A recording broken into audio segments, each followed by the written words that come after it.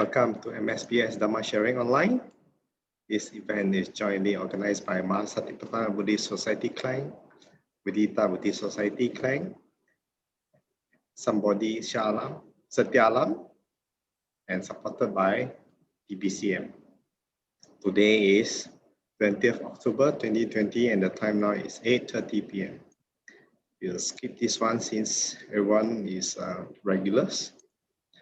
Okay, MSPS is fortunate to have with us Bhante Adhibalo, often known as Phra Goh. Bhante was born on July 14, 1985. Bhante had his bhikkhu ordination in 2008 at Thai Dhamma Youth Sect at Santi Forest Monastery in Johor.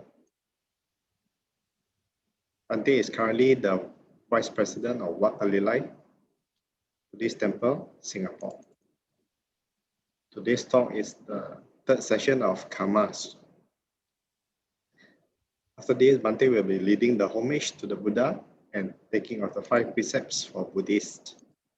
Now let's compose our minds, put our palms together and welcome Bhante. Sadhu. Okay, thank you, Terence, for setting up and the introduction. Now we are going to start the homage, opening chant. Namo tassa bhagavato arahato samma sambuddhassa. Namo tassa bhagavato arahato samma sambuddhassa. Namo tassa bhagavato arahato samma sambuddhassa. Okay, refuges.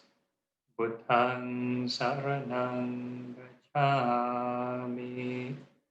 Dhammang saranang gacchami. Sanghang saranang gacchami. Dutiyampi buddhang saranang gacchami. Dutiyampi dhammang saranang gacchami. Dutiyampi sanghang saranang gacchami. Tatiyampi buddhang saranang gacchami. Tatiyampi dhammang saranang gacchami. Tatiyampi sanghang saranang gacchami. And the 5 precepts. Panatipata veramani sikkhapadang samadhiyami. Adinadana veramani sikkhapadang samadhiyami. Kamesu miccācara veramani sikkhapadang samadhiyami. Musavada veramani sikkhapadang samadhiyami. Suramiraya majapamadatthana veramani sikkhapadang samadhiyami. Sadhu, sadhu, sadhu. All right, so good evening, everyone, and welcome to the third session on KAMMA, right? Double M, and we are going to maybe briefly go through what we've discussed. For the first session, we covered what's the definitions on karma, and we talked mainly about the secular kinds of karma, yeah? Secular successes, how to be successful. And the next few slides. Right, how to be rich, how to be poor, how to be healthy, how to live long. All these are affected by karmas. Right, next.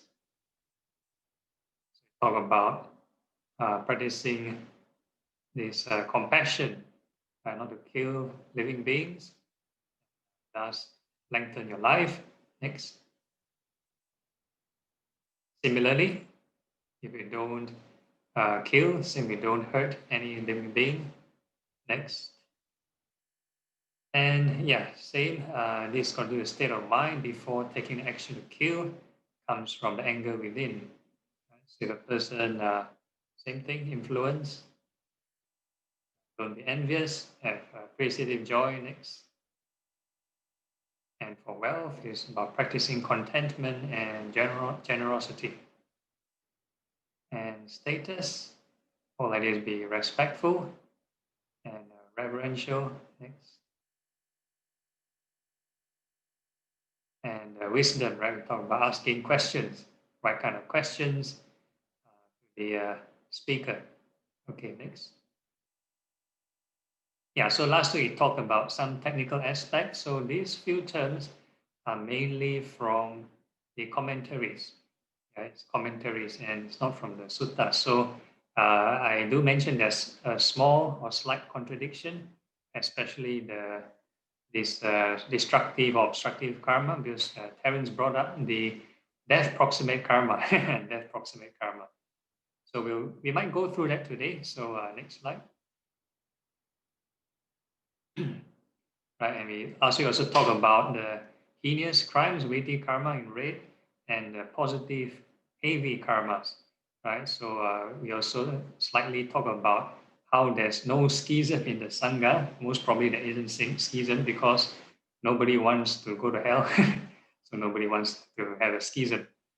And yeah, so basically we covered to this point. So basically all the points we've covered are mainly there's certain effect on the present life, the here and now, right? So the next few points is mostly afterlife. Afterlife. All right, so we're starting the new topic, fresh chapter on afterlife. At the speed of taking effect, right? This one is you do something, you happen in this life. Actually, we covered this last week also. Okay, next. Right?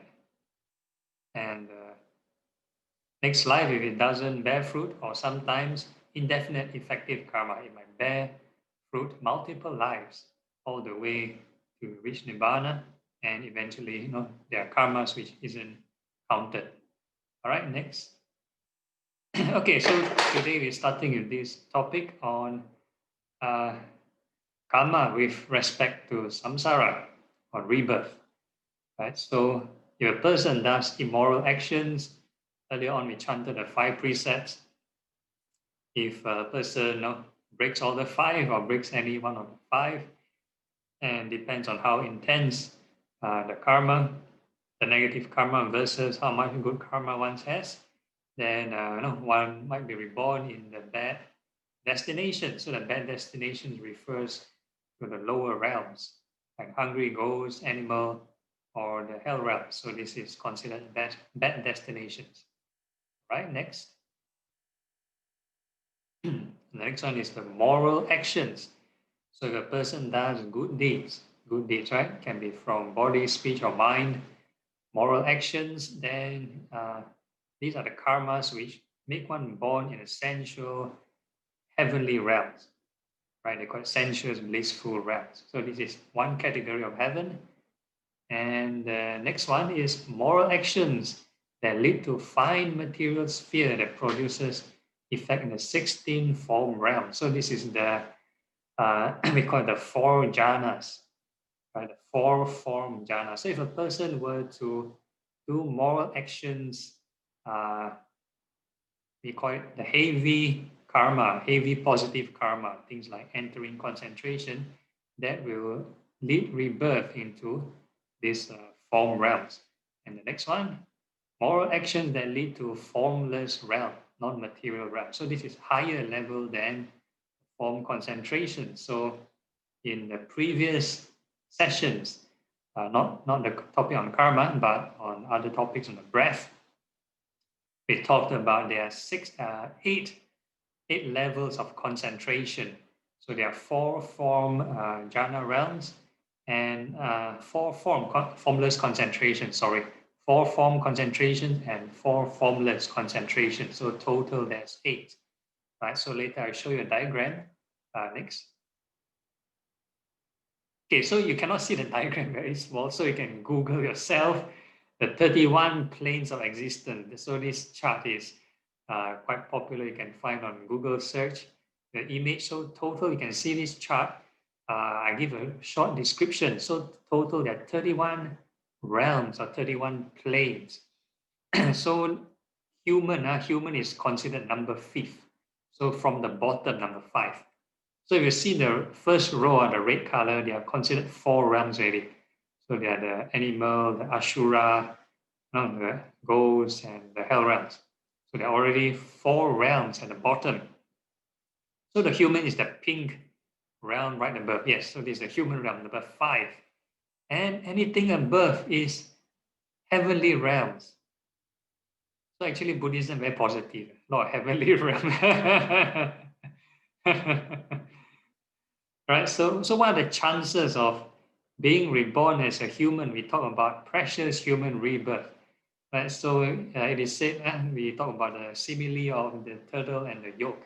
Right, the chances of the legendary turtle coming up of the ocean to take a breath and going through the hoop is so rare. The chance of being born as a human. No? What are the chances of being born as other heavenly realms?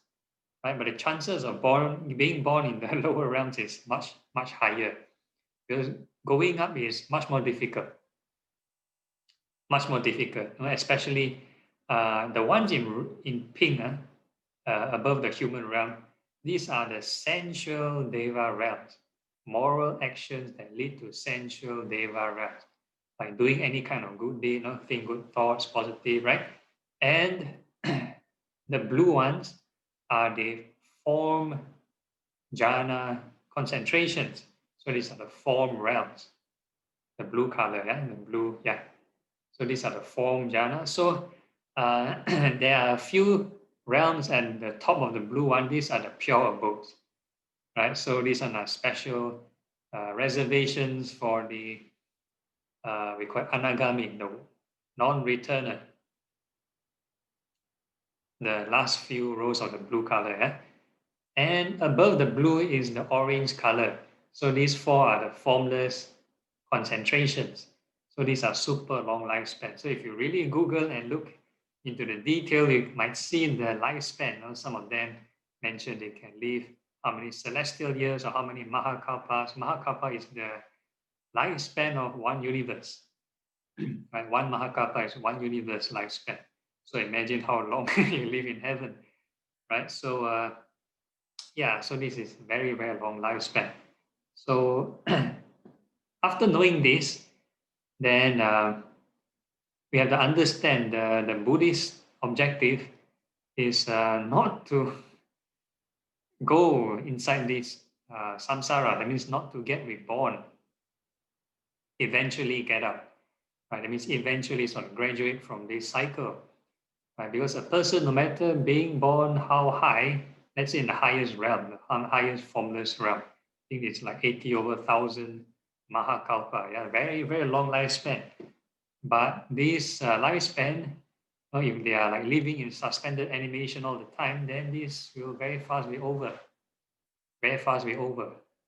And depending on the karma of the person, they might be reborn back down. Could be human realm, could be even lower, right? Depending on what kind of karmic reserve they have, right? So this is the dangers. It's not we call long-term investment, not a good long-term investment. All right, so we are going to talk about this sutta on karma and rebirth, right? The Maha Kamma Vibhanga Sutta. Great exposition of karma. So basically, these are 4 case studies on how different kinds of people get reborn in different realms depending on this death approximate karma. We talked about it, right? The moment of death, the last thought will affect your rebirth. The last thought. Okay, so next slide. Okay, Okay, so case one. So there is a meditator able to have no certain divine eye and able to see other people's passing away and their rebirth. So he comes to this conclusion. He observed this first group of people. No? There are evil actions. You know, this group of people, they do evil things, and they have this, uh, and he believes there is bad consequences because he's able to see a person doing wrong deeds, you know, taking lives, stealing, whatever it is, wrong view, and after death, breaking up the body after death has appeared in the plane of deprivation, bad destination, lower realm, or in hell. Right? So the Buddha confirmed with this view. He said, either earlier he performed evil action, right? Or at the time of death, he has this wrong thought, unwholesome thought, right? So at the time, so as a result, he will feel them either right here and now or in the next lifetime or following that. So this is talking about this subsequent karma or indefinite karmas. All right. Okay. Then the next scenario, please. Case two. Okay. So then this meditator, he saw another group of people, right? Then he believed, no, after seeing, then he don't believe really. He said, okay, there is, after a person do bad deeds, there's no result. There's no bad consequences because he saw somebody do, he break the 5 precepts, have negative views. After death, right, break up the body, then he appear in heaven. Appear in heaven. So he said, this world, no justice, no fair. How come like that? So the Buddha explained, right? Either earlier he performed fine action, earlier as in this lifetime, before death, or could be subsequent lifetimes before he performed lots of good deeds, right? So maybe this lifetime he did something wrong, or at the time of death, right? Then he adopted or start to think of good thoughts. Then they're able to be reborn in the heavenly world. So this is trying to say, last moment might help. Last moment might help. So, there's some groups they have to practice this deathbed, deathside chanting, right? And near the deathbed, do some chanting or help people. Or even some groups, they might even try to do this deathbed conversion. If the person does have positive thinking, then it might help. And as a result, right, because they've done wrong deeds in this lifetime, and the last moment they have this right thought, and he will feel them either here now or the next time or following that. Right. So the Buddha says still fair, right? Although the person is born in heaven, the bad karmic reserves being created are still there. Are still there. So sooner or later, will take effect. Okay, next.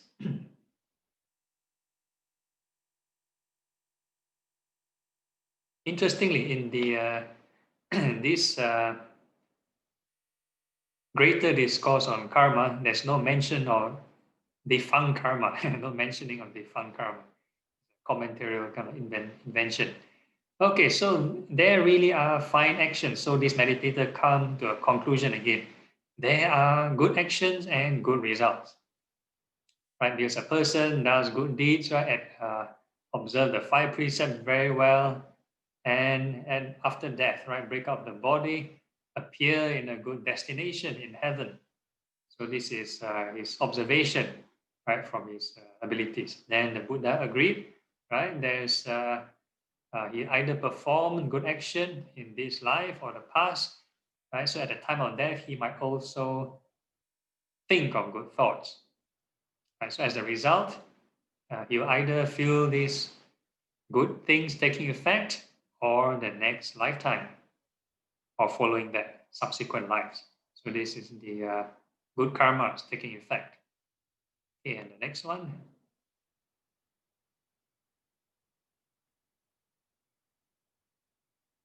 So same thing, this one is a good person, but end up bad place. So we talked about it last week. So a person do good deeds, but end up in hell, right? End up in lower realms, right? So the Buddha said, okay, because right, the evil action might be performed either in the past or at the moment of death. At the moment of death, the last thought moment is negative, although in this present lifetime they perform lots of good deeds, right? So as a result, right, because they did good deeds in the lifetime, it will be stored in a positive karmic reserve and will take effect. So last week we talked about this, I think Queen Malika, right? Yeah, this queen passed away and the king, the husband was so worried, asked the Buddha, know which realm was she reborn in? And the Buddha didn't answer for 7 days. After 7 days, then he told the king, your wife reborn in heaven. Because the first 7 days in the lower realm, right? You want to answer first. And because at the moment of her death, right, she suddenly had this thought of something negative, right? So again, so karma is so unreliable because at the last thought moment and death in our life can be very unpredictable. No, we think we can be very religious, do a lot of good deeds, but at the last death moment is very unpredictable, can be 50-50, right? We do not know, even if we, let's say, live in a very good, uh, good hospital, at the moment of death, I think it's a standard protocol, right? The doctors and nurses will want to do all the CPR and want to jumpstart your life, pumping your chest, putting on the electrical equipment, and try to shock you to life. So you don't think it's painful? I don't know if it's painful or not. So, right? So there is this kind of consequences. Or even if you're admitted to these hospices, very good caring at the last moment of your life, they don't want to shock you. At the moment of death, they just leave you be at peace, right? So again, because if let's say you're alone, maybe nobody visit you and your mind just wandering around, right? So this is karma is very unreliable and unpredictable. So we can do an experiment. Even right now, our thoughts. What kind of thoughts are we thinking? Right? You don't have to raise your hand. No? How many of you are thinking of positive, wholesome thoughts now? Right? How many of you are thinking of unwholesome thoughts? How many of you are aware that you have unwholesome thoughts appearing once in a while? Right? So if you know, then how are you certain that you can control your thoughts? That in such a way you won't have negative thoughts that appear right at the moment of death. Right? Is there a certain way? Right? So sometimes in our meditation, especially in our retreat for this Zoom group, there's a particular kind of meditation we do is this observing, this unrestricted meditation where we observe our six sense bases and let our mind run autopilot, don't let it run naturally by itself and observe this attention, how it run around. Right? So when the mind run around naturally, there's no guarantee. Can be wholesome, can be unwholesome, and can be running anywhere. So this is the natural state of mind. Natural state of mind, right? So karma, although it's not spiritual kind of reward and justice system, but as for practitioners, when we talk about, you want, because I'm Singaporean, we are kiasu, right? And we don't want anything bad happening, then we cannot totally rely on karma. It's so unreliable, right? So there is a better form of investment. So I'm doing my sales pitch, a better form of investment. So the next slide is this transcendental karma. Transcendental karma. In the first slide, we talk about neither bright nor dark karma is dead, exhaust all the other karmas. Right? So karmas, when practiced in accordance to the Four Noble Truths, is actually Four Noble Truths. So the first noble truth of suffering is actually all karmas ripening. Whatever you see, hear, smell, think, taste, and touch, these are all the experiences, ups and downs of life, right? Birth, aging, sickness, death, separation from loved one, all these. All these are all karmas ripening. All karmas ripening, right? When good things happen, good karmas ripening. If bad things happen, bad karmas ripening. So this is the first noble truth. And the second noble truth, right? New karma, basically desire, the cause of suffering. So when we react to the old karmas, when certain things present itself to us, when we come in contact with certain sense stimuli, meeting new person or experiencing new things, then we react with either greed, hatred, or delusion. That is creating new karmas. So it can be good karmas or bad karmas. And the last one, the cessation of karma. So this is the Buddha mentioned, the cessation of suffering. That means these karmas can be ceased, not in a destructive way. Earlier on we mentioned the four functions of karma are not the destructive kind of cessation of karma. Yeah. So this cessation of karma is actually the path, the Noble Eightfold Path, practicing leading to the cessation of karma. So the Buddhist strategy is actually an escape strategy. We're trying to create certain kind of karmic reserve that bring the mind to another island, bring the mind to another shore, and abandoning all the karma. So cessation of karma. So this is the Buddhist strategy. Is not to purify this shore. No matter how you try to purify, there's still pollution, and you can't do anything. So this is what at least we. So you can try to purify your mind, and you think if there's no bad thoughts that can arise, then very good to you. Yeah. Okay, next. So this is basically the explanation of the Four Noble Truths, right? So old karma is basically all the things you experience from your six senses. Okay, next. And the new karma is the reaction, right? What you do with your body, speech, and mind. Next. Cessation of karma, that means cessation of the bodily, speech, and mental karma. And the last one, the Eightfold Path, know what to do to reach the cessation. So that is the strategy. So the Eightfold Path, again, is a very long topic. So I'll reserve it for the next session, right? So now it's 9 o'clock. I end the theoretical kind of discussion. But in short, we always talk about right resolve or right thought.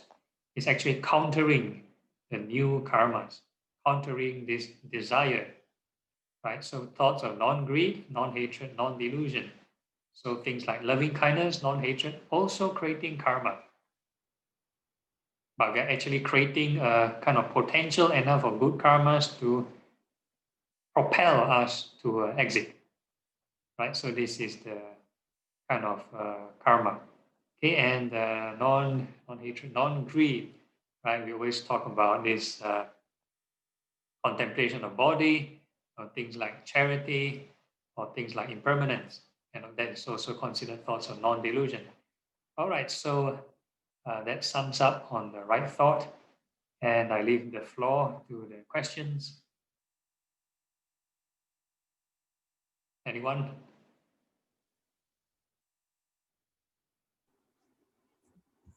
Bante, I have a question. Oh, yes. Okay, it's related to the 31 planes of existence, right? And also related to Dewa Mara. Okay. Yeah, so I don't quite really understand, right? Because Mara, why Mara place his heaven is even higher than the Buddha to be, which is Tusita. His place is higher. Yeah. Yet he's doing very evil.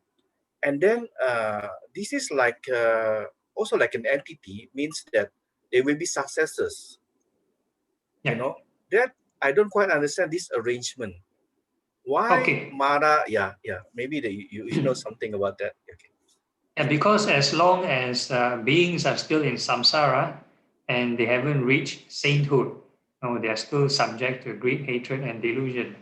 So it's very normal for beings in any realm to have thoughts of greed or hatred, unless they are in pure abode. Yeah, pure abode, and they are free from this greed and hatred. If not, anyone from any realm or any position, a higher position of power, can be subject to this greed and hatred. Just give example, very general example. Let's say maybe people in authority, in the country, can be maybe police officers or even politicians to a certain extent, right? No, not everyone are sort of good. Sometimes once in a while people might be tempted. We have imperfections and that kind of stuff. Yeah. So this is nature of life, right? Unless you're saint, right? Everyone is so holy and free from corruption. So that's a different thing, right? So in heaven, the same thing. The Mara doesn't want beings to be free from samsara because he's sort of the English translation, the beings who lord over others' creation. So they're like the boss. Maybe they can collect some fees. Right? The desires, right, the greed and hatred of sentient beings somehow power them. Yeah? So they like it. Is it that every Sama Sambuddha will be tempted by Mara of the same entity? Yeah, because these beings, they change, right? These Mara, they change because they don't live as long as the universe itself. They are below the Brahma realm, right? So these beings, they do pass away, and there might be other Maras taking over the position, just like maybe the politicians, they change, yeah? So maybe they change a policy or change people, whatever it is. So different Maras will take turn to, no, if they have certain vested interests to protect their colony or whatever it is, they might want sentient beings to remain in samsara. So it might be their sort of way to intimidate, or first they negotiate first. They negotiate with the Buddha or Buddha to be to stop trying this path to enlightenment. So if the negotiation fails, then they use the strong arm tactic, use military power and try to, like some gangsters and thugs try to coerce people to force people to stop their way. Yeah. So this is maybe that's how Mara does things.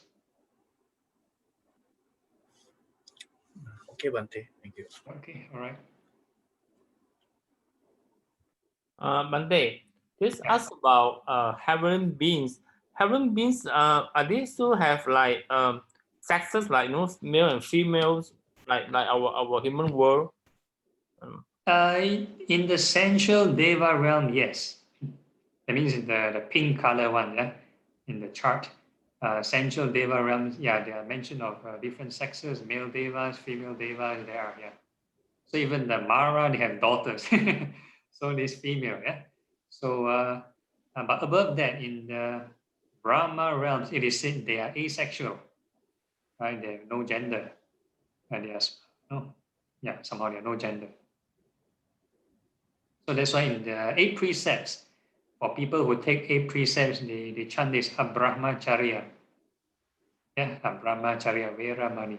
So now currently for the Buddhists who take 5 precepts, they chant the Kami Sumichachara.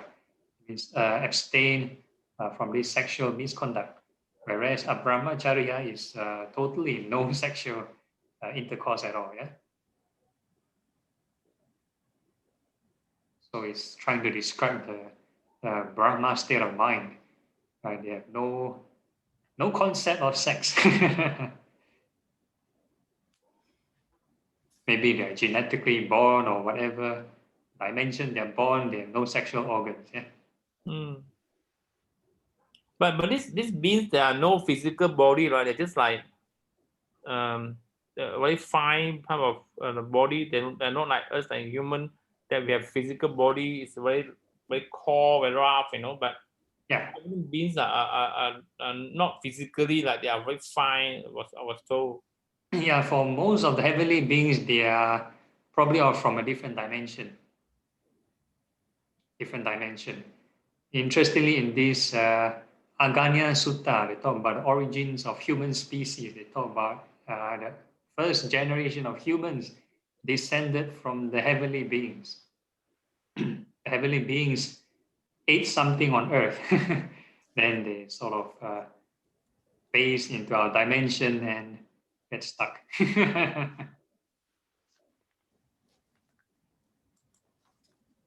I think there's a question in the chat box. Okay. All right. From Sally. May I know how the new karma can replace the old karma in this life, unless we perform very good or well karma? Okay, very good question, Sally. This one I'll cover actually next week. If you want to talk about good karmas replacing bad karmas, karmas can be diluted. Yeah? The bad ones can be diluted. You need to do lots and lots of good karmas so that the bad karmas will seem very insignificant, right? So this is the explanation. So hope I answered that question. I got one more from Tin. Right. He just put Ahosi Ka Kamma. Yeah, I think probably he's trying to use the Pali description on the earlier categorization. Anybody knows what is Ahosi Ka Kamma? No Pali scholar. Pali expert. I can Google actually. Okay, but anyway, we can move on. Any questions?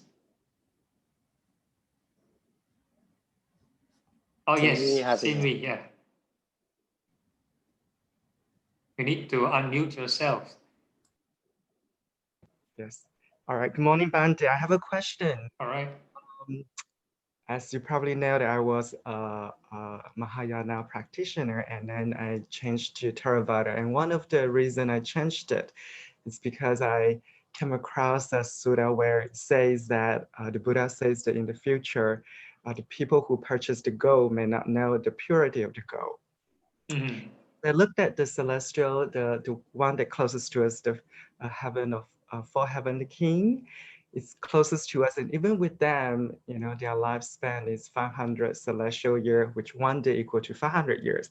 And we're now in 2563, which is day 5 of heavenly life. I'm like, why can't they just, you know, direct us to the proper teaching of when Buddha was actually preaching versus today, where we see so many different type of practice, which some of them may not necessarily what Buddha intended to tell us.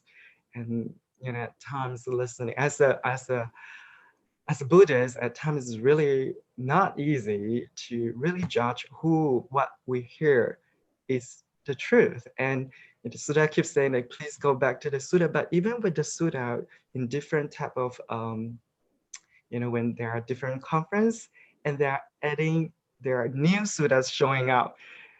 And of course, then the Mahayana thinks that the Sutta that they got, or Abhidhamma, is actually coming from a higher Dhamma or from the celestial, the Hai Long Kong, right? The palace of the dragon. So as a practitioner, it's kind of hard and to judge. So I just wish somebody would come down and direct us. Anyway, just a comment. Thank you. Yeah, very good point of view, right? So normally at the end, we have this dedication of merits.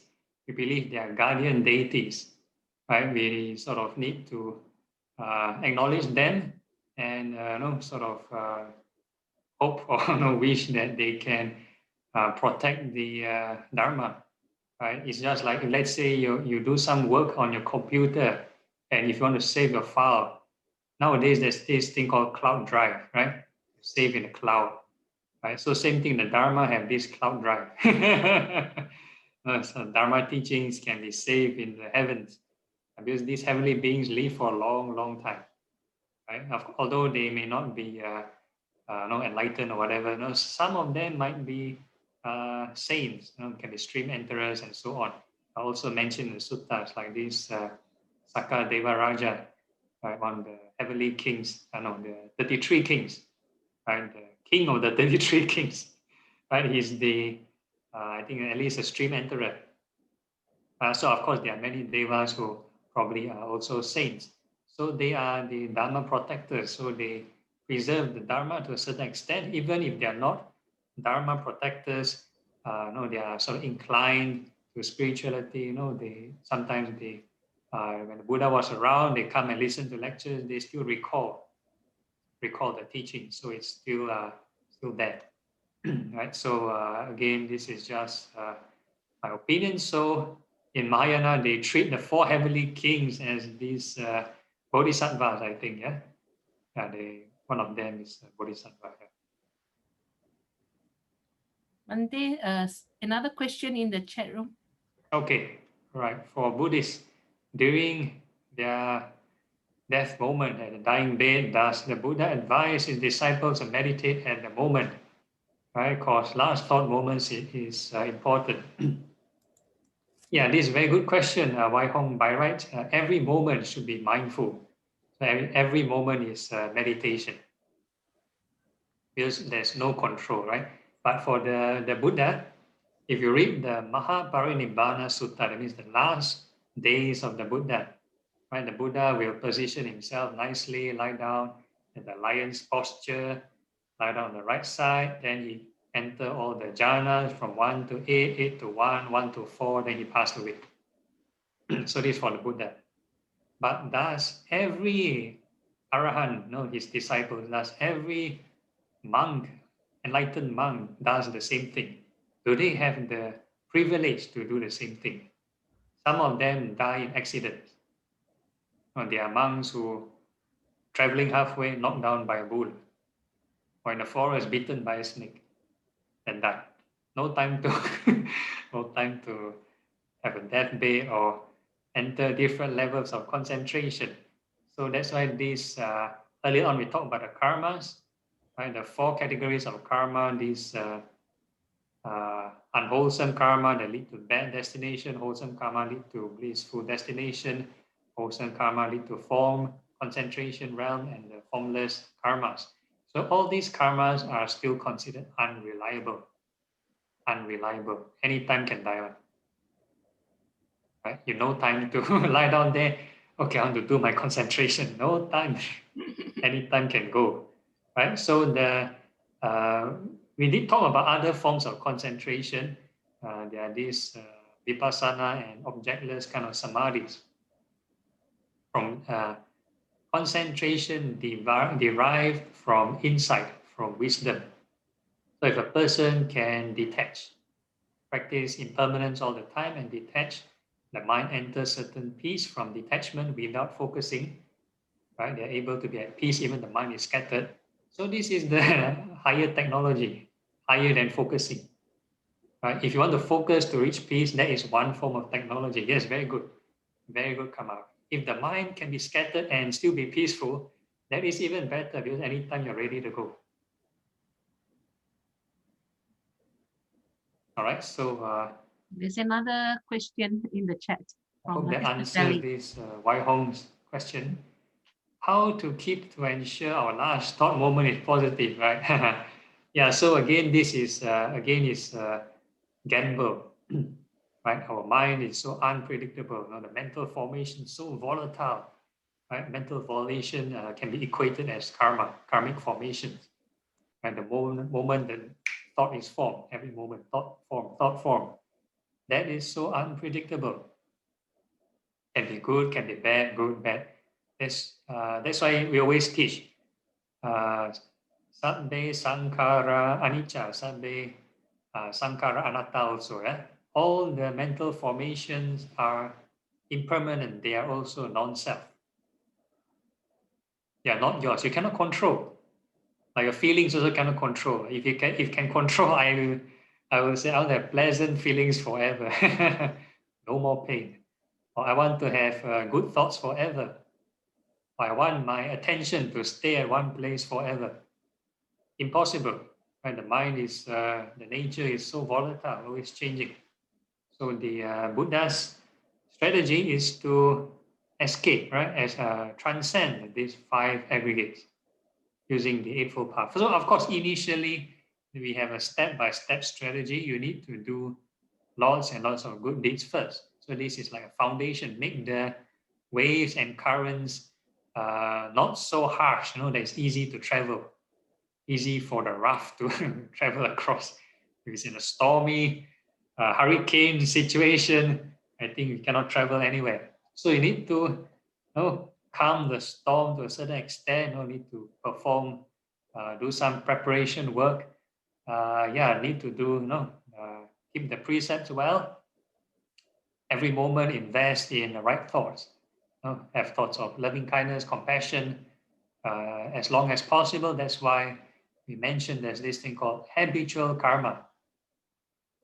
Habitual karma. If you're habitually, enjoying thinking of wholesome thoughts, then naturally it becomes second nature. It's basically programming. So if you invest, your time to have some right effort to put into this wholesome thinking, then it's a worthwhile investment. All right. So hopefully that answers your question. Yeah. Yeah, Bante, there's 3 questions from the Facebook. Okay. All right. First one, is it true that only human can become Buddha?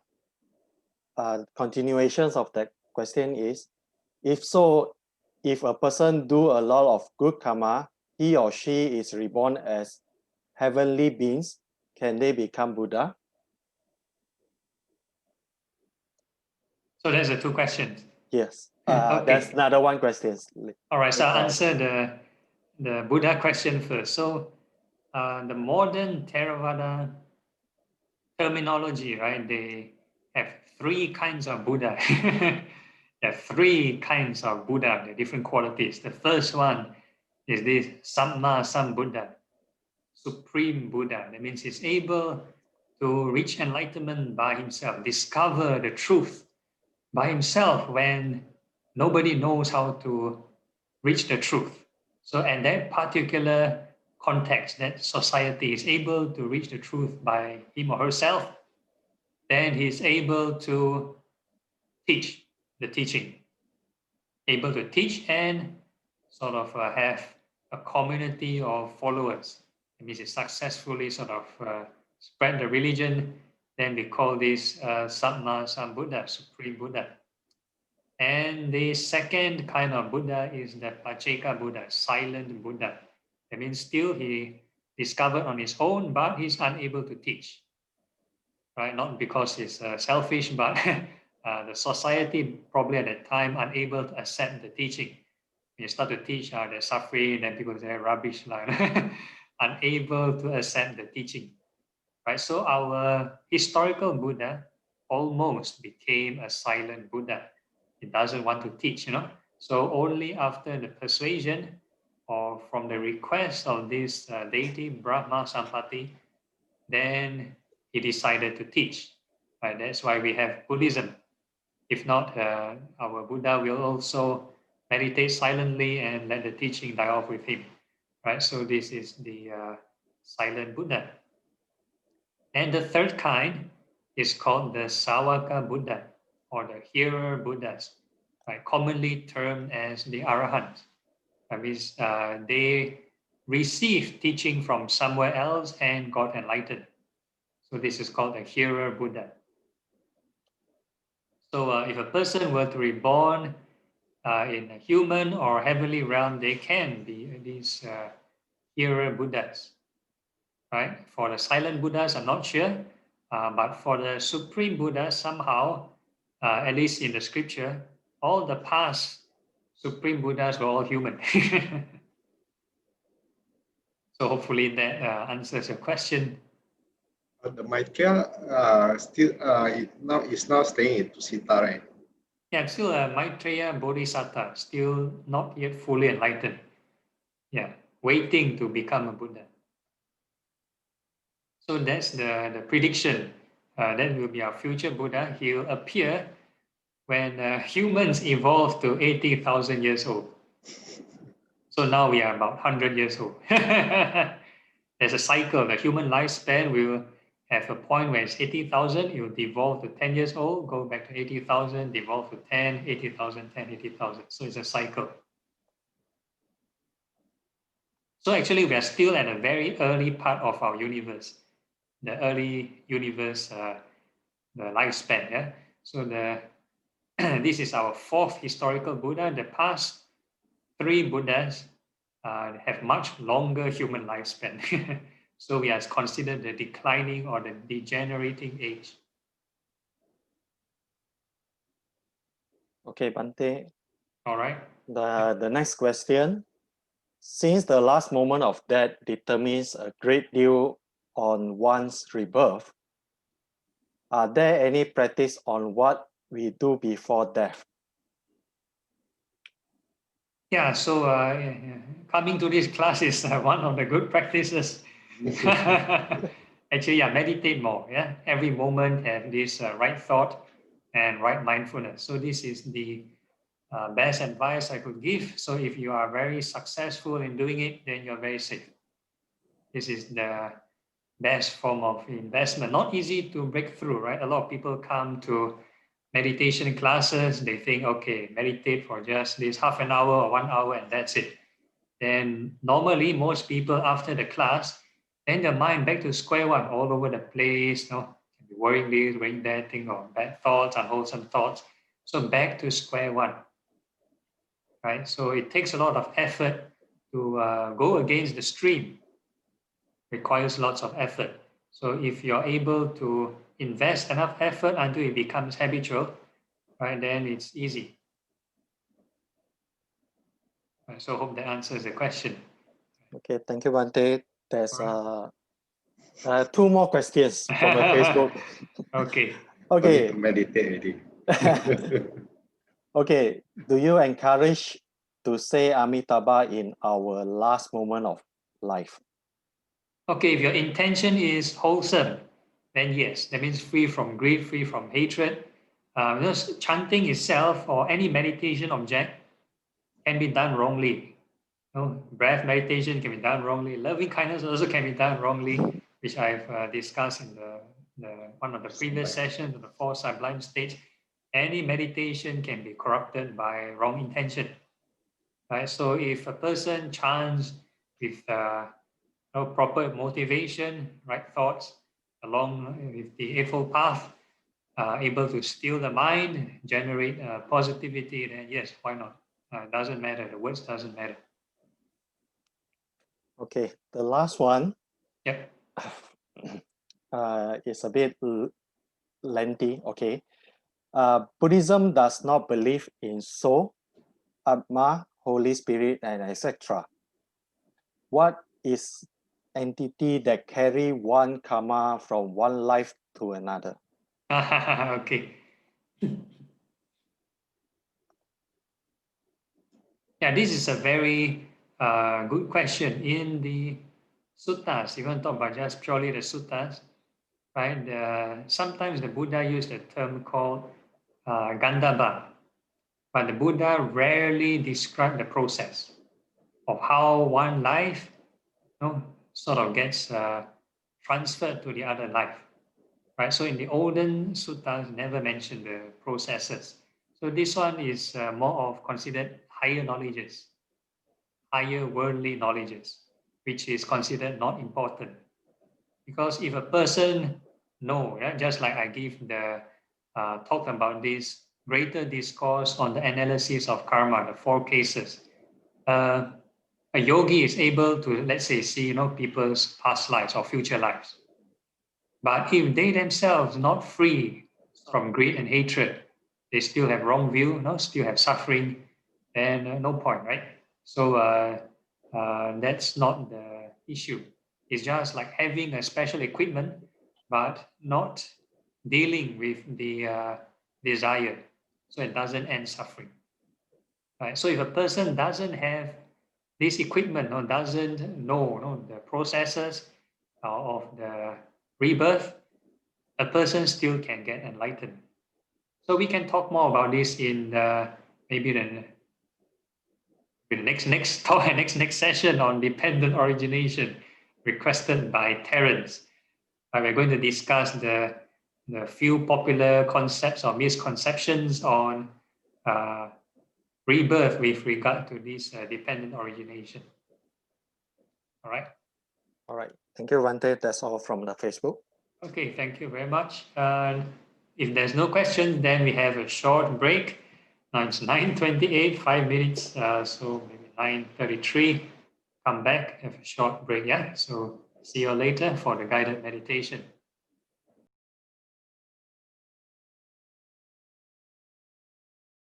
So I'm back. And we are going to start the practical guided meditation. We wait for everyone to settle down, find a comfortable seat. Back is upright.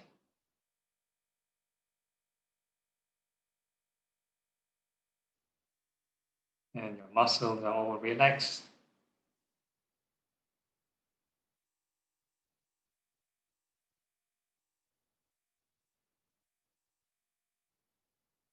And we're going to start the session.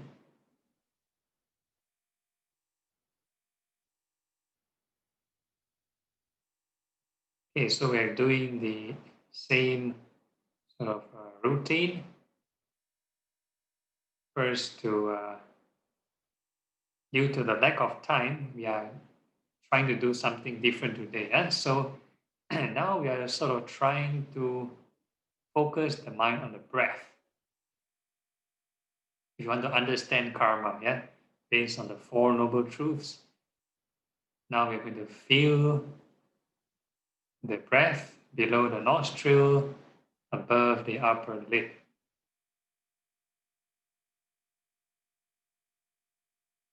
Start from a small area first. So we can forget about the rest of the body, right? Just one small point below the nostril, above the upper lip. So whatever sensation is happening at that point, the contact of the skin of your in and out breathing, all these are karmas. Mind sort of moving around, that is also karmas, right? Mental formation. If you're struggling to keep the mind there, yeah, that is because the mind wants to move around. That is mental formation, very normal.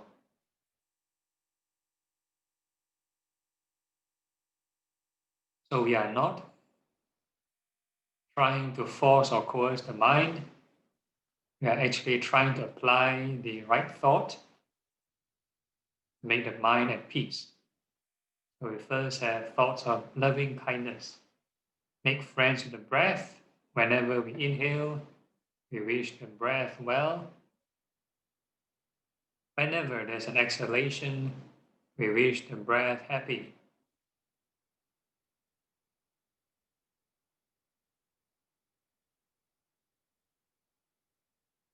So we are not forcing or coercing the mind to be fixed. Any form of forcing is actually violence. So we are doing the opposite. Thoughts of non-anger, using loving kindness, make friends with the mind.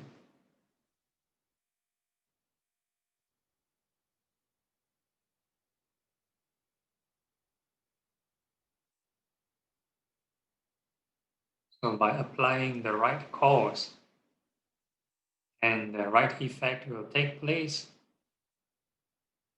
when you reduce the desire of hatred, the mind will naturally result in calming down.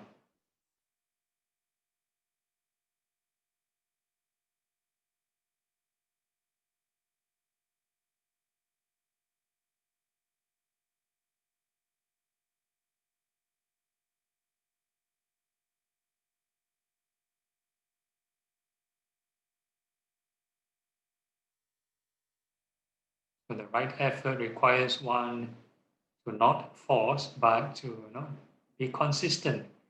Every in and out breath have these thoughts of well and happy, loving kindness. So it's all about frequency, yeah? Rate of reflection per minute.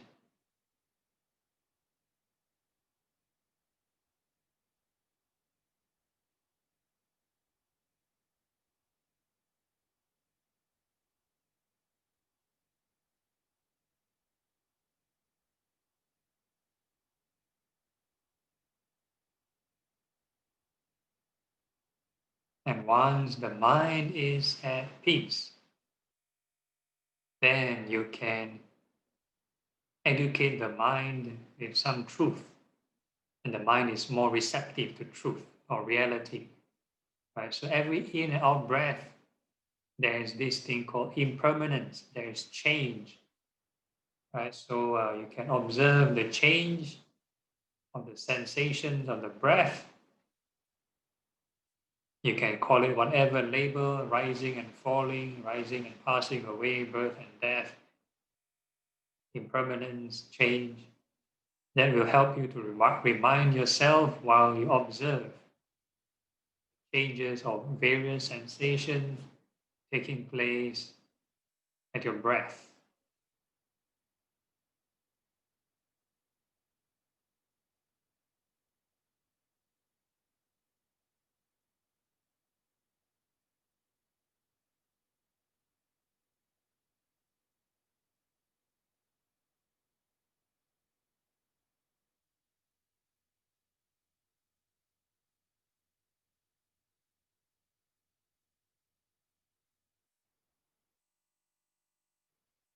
So this will help you to create this detachment.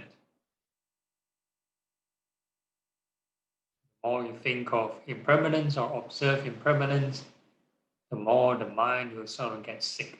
Don't want to cling. And it will settle down. So the whole idea is to observe this settling of the mind.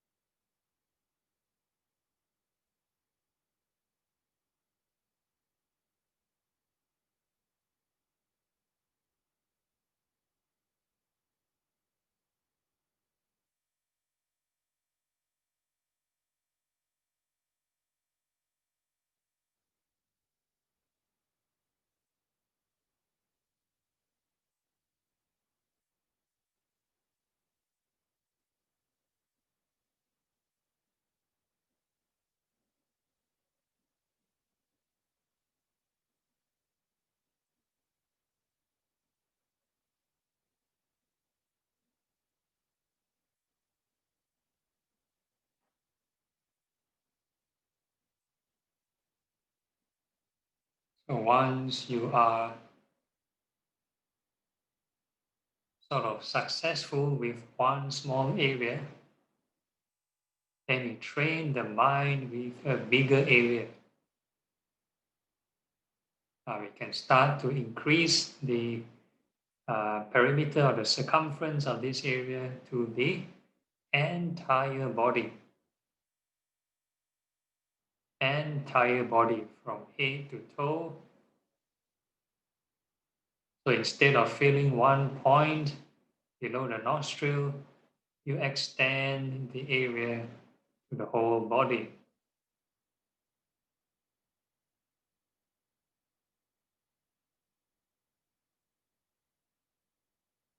So when you start to feel the entire body, there will be more sensations appearing, right? So these are old karmas, old karmas ripening.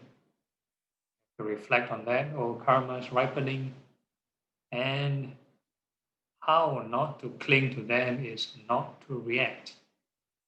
It's easy not to say not to react to them, but you need to apply right thought. We can use the last week's theme on karma. All these things go through birth and death, right? All these karmas come and go.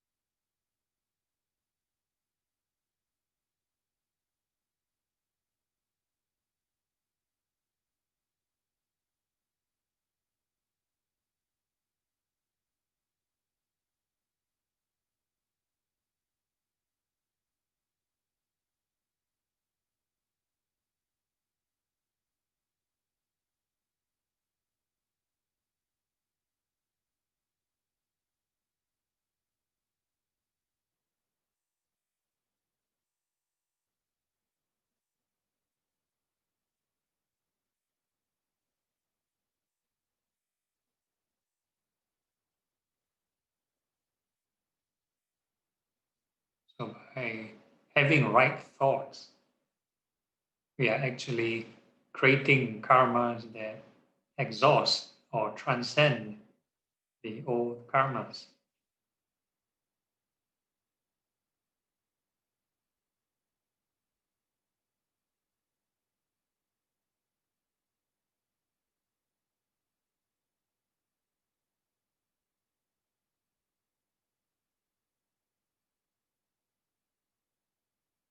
The ordinary thinking will be any unpleasant sensation. We will react with anger. We want to try to get rid of it. And any pleasant sensation will have thoughts of greed. We like it, we want more. Right? So the mind is always volatile, always pushing and pulling, not at peace, always unsettled.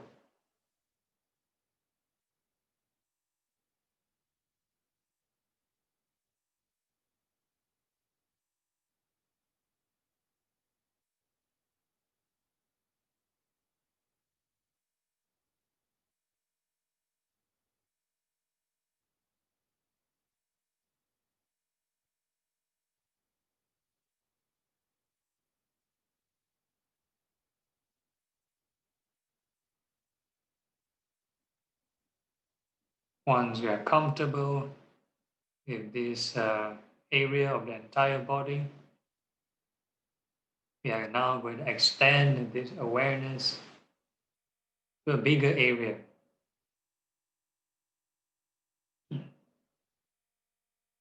This time we are not, how do you call it?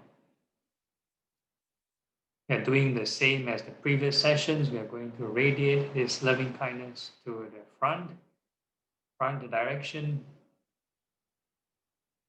right? All beings in front or all perceptions in front are actually old karmas ripening.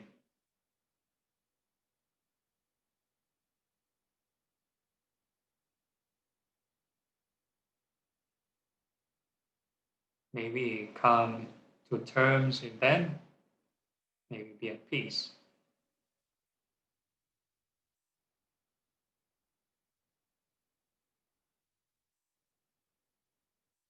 And we come back to ourselves. And the next we wish or send this loving kindness, awareness to the back. All perceptions behind are actually old karmas ripening.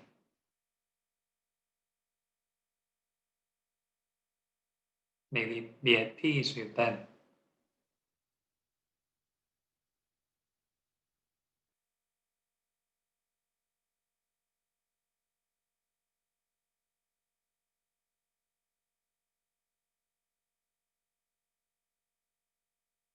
And we come back to ourselves and we extend this awareness to the left.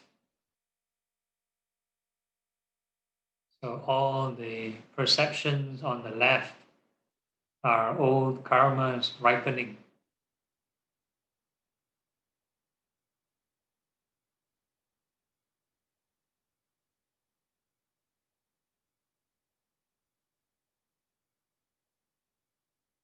May we come to terms with them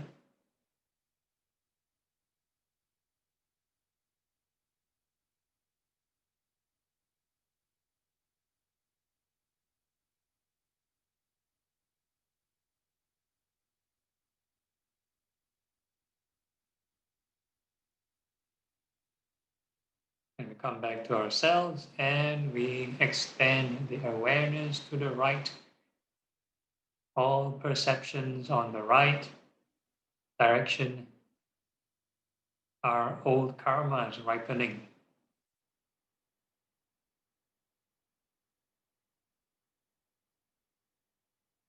Maybe be at peace with them.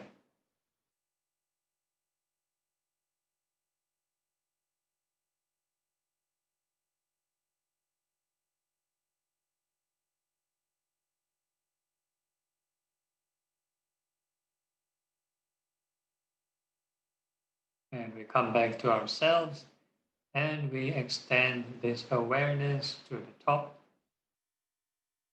All perceptions above are old karmas ripening.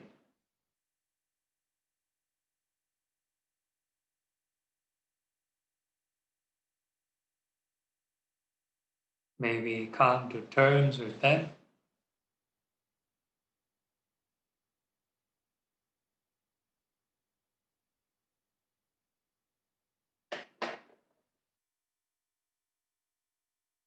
And we come back to ourselves and we extend this awareness to the bottom. All perceptions below are old karmas ripening. May we be at peace with them.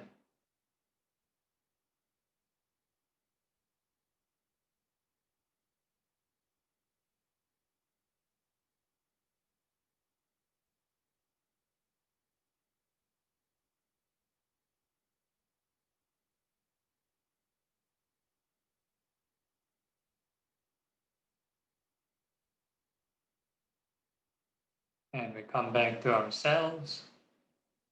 And this time we feel the whole body again with the awareness, mindful of karmas, any change of sensations.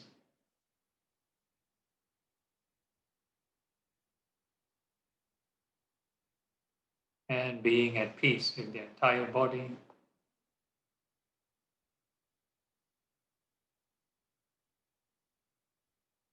Once we are at peace and in terms with the entire body, then we can extend this calmness to other directions, a bigger direction. We will extend this awareness to the entire room or your house. All beings at home or all the perceptions at home are all karmas ripening.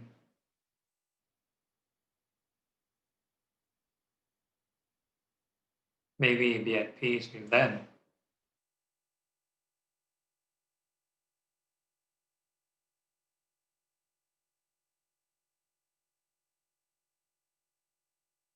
And we extend this awareness to the surrounding neighborhood.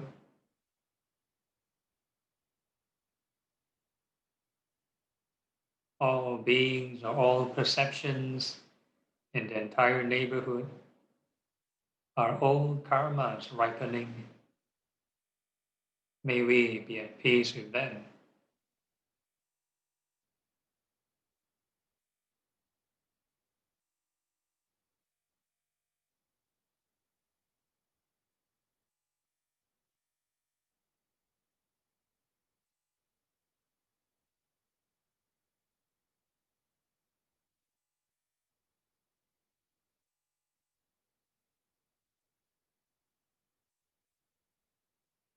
And we can extend this awareness to the entire country.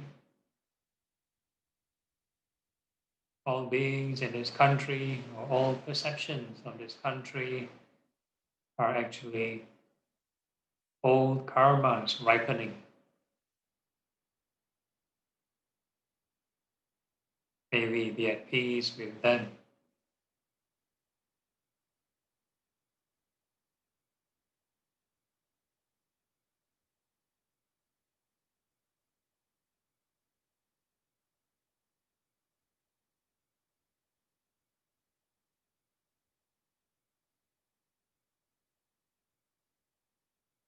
And we can extend this awareness to the entire world. May all beings on earth, or this perception of this entire world, are old karmas ripening.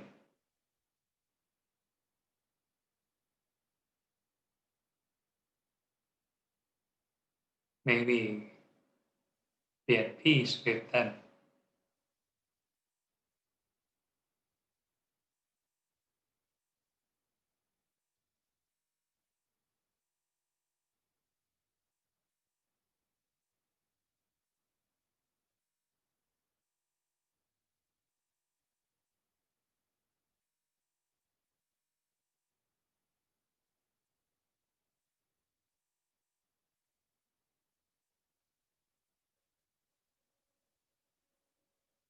So while we wish for world peace, and make sure the mind is also at peace.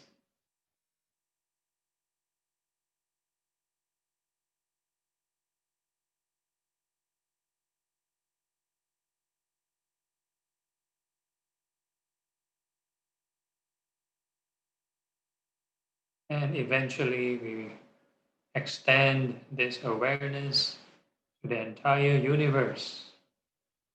May all beings or all entirety of experience are actually all karmas ripening. May we be at peace with them.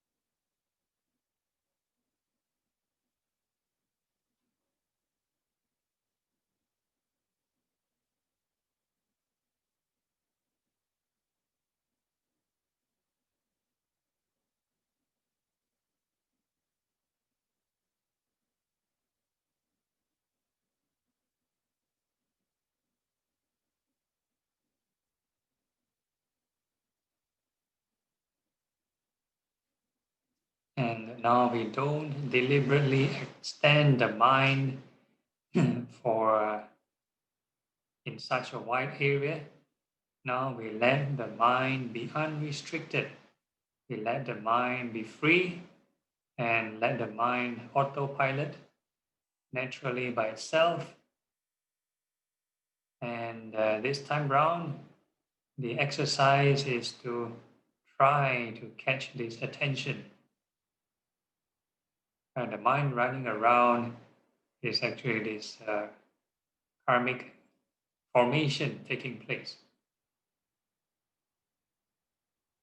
So how to catch this attention or awareness, right?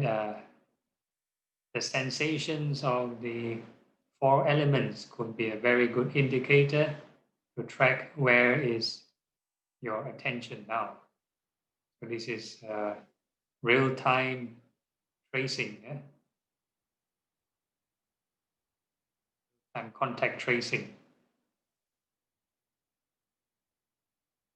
Every moment you have to take note, where is my attention now?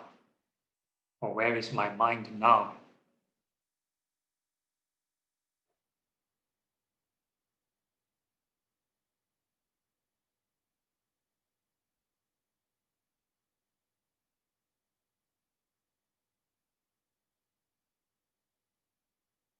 So this attention can move around through your eye, ear, nose, tongue, body, or mind, thinking. Yeah. So the idea is not to purposely direct the mind or focus the mind anywhere, let it travel freely. We lift the travel restrictions. Let the mind, monkey mind, run around by itself. And our job is to see things as they really are, yeah? Not see things that we want it to be. So to truly understand the nature of the mind, you have to be a passive observer.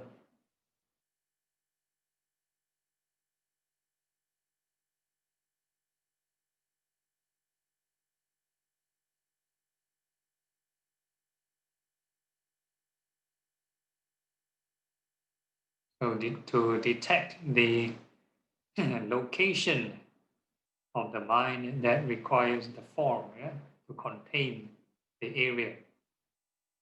And that is the first aggregate, the 4 elements. And so the 4 elements is this density, the earth element, hard and soft. Wind is the movement. When the mind moves, that is a subtle form of wind element. Water, moist or dry, or heat, hot or cold. So wherever your attention is placed, you will more or less definitely feel any of these 4 sensations, 4 elements. And together with the form, there is feeling, the second aggregate of the mind, which is pleasant, unpleasant, or neutral kind of feelings. And the third aggregate is perception, what labels or what terms, what words you use to describe this object when the mind pays attention to it. Like calling it earth, fire, wind, water, all these are mental perceptions.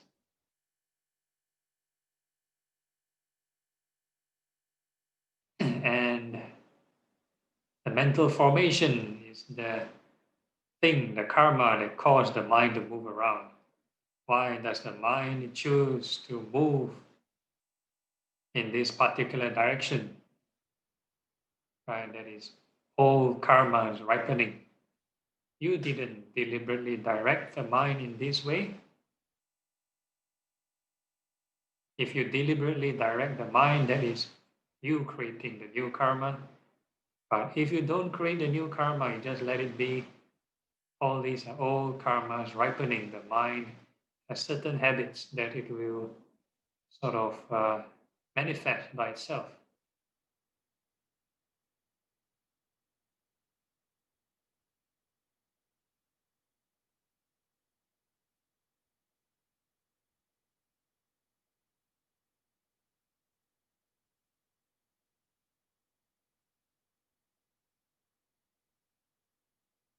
And the fifth aggregate is consciousness, the awareness.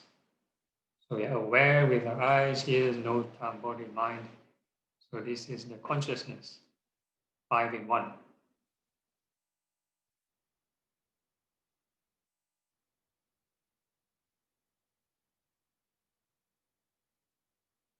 So the whole idea is while practicing, observing these 5 aggregates of the mind, the whole idea is to not be attached or create dramas or new stories whenever there is contact or interaction with external stimuli.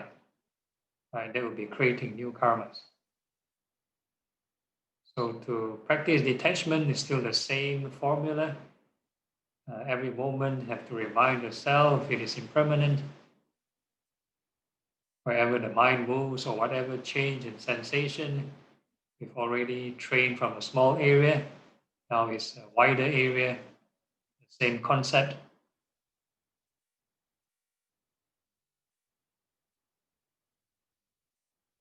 The end result or the objective should be a peace of mind. If the more you meditate, the more anxiety or the more worked up or more stressed, then something wrong is with the meditation.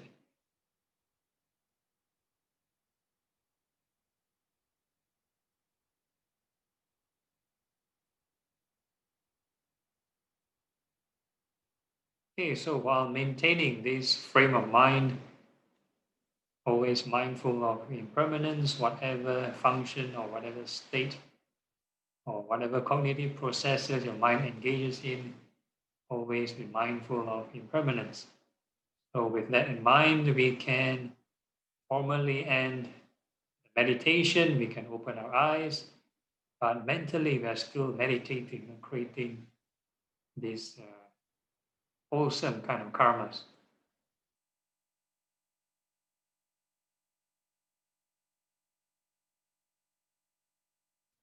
Okay, so now it's like 10:03, half an hour meditation. Gets shorter. Any issues or questions from the ground? No creation of karma. Yeah. Okay. So Bhante, I would like to ask. yes. Okay, think of the beings in the front. You also use the word perception. Why you use the word perception?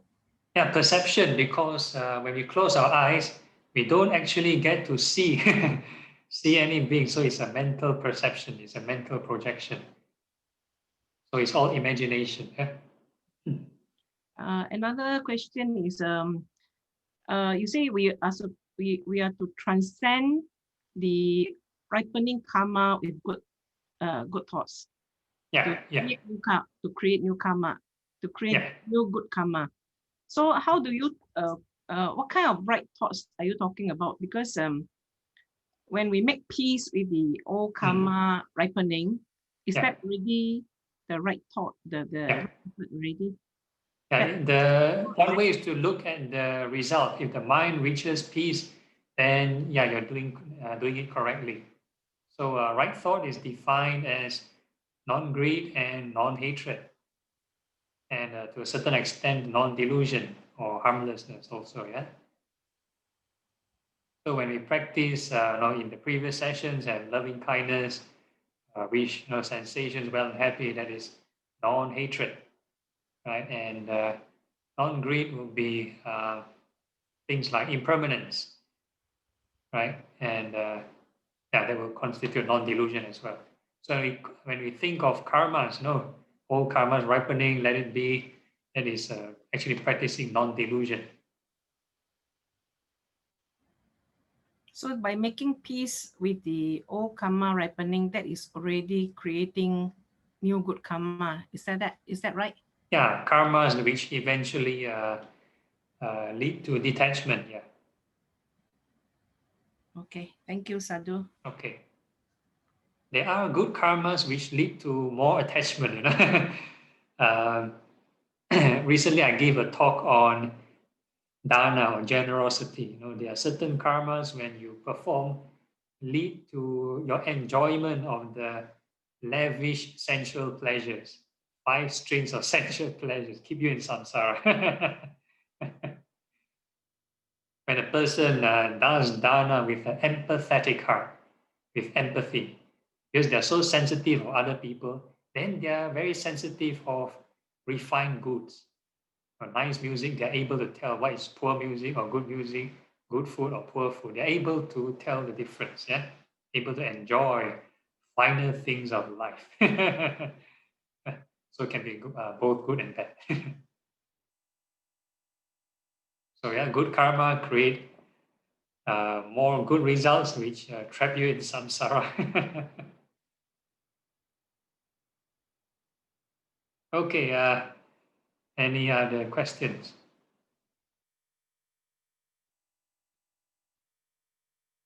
No? Okay, then if not, then we end the session.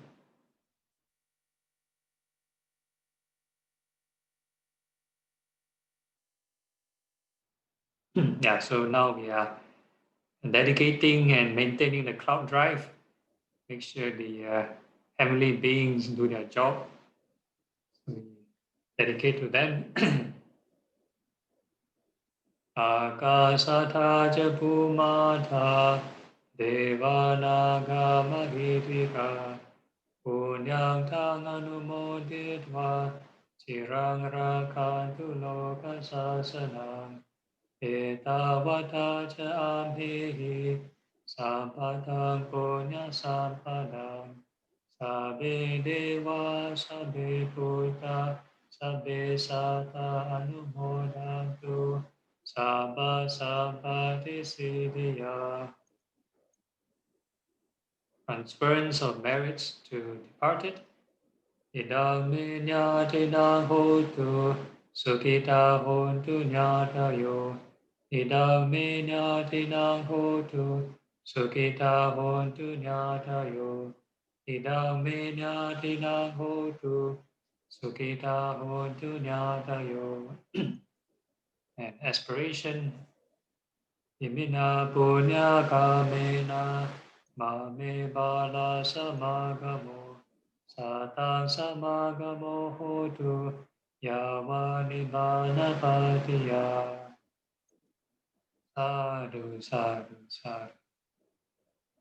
All right, so yeah, next week will be the remaining portion of karma. Hopefully that will be the last episode on karma before we move on to the next topic.